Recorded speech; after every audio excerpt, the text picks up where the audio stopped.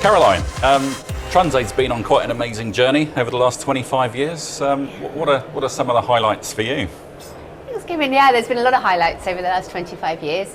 I would say two for me really stand out. One is really growing the impact and scale of our road safety work, because from where we started, and it was really tough to get the support and buy-in, to growing what is now started off as one program really in Zambia, now working in Tanzania, in Ghana, Uganda. Taking that work to scale is something I'm really proud of.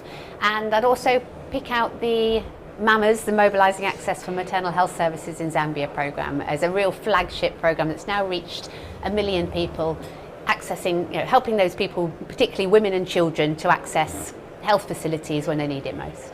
Fantastic. I guess there's lots of highlights, aren't there? Oh, there are many, many highlights. And you've got some great partnerships, including with Logistics UK. So how do you build and foster those?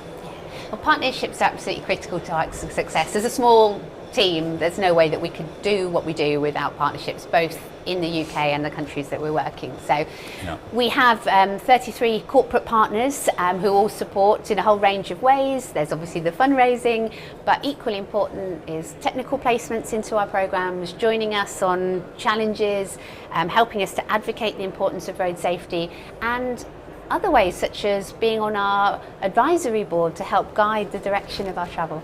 Yeah, okay. And you mentioned in your speech a new strategy for 2024. So what's the key elements of that? What's changing? So our new strategy, we reached out and did a lot of stakeholder engagement to inform the new strategy development. And we are, in our new strategy, reaffirming our commitment to the two key areas, the access to healthcare and the road safety. There is still huge unmet needs in the countries working on those areas. So it's really about crystallising that focus, making sure that we have a very clear vision of where we want to go. So geographically still focusing sub-Saharan Africa through the partnerships, but with a real focus on scaling the work and reaching more communities, both on the access to health and the road safety side. So a bit of a crystallising of the focus and a gear shift. Yeah, sounds exciting. Yeah, it's going to be a busy few years. Yeah.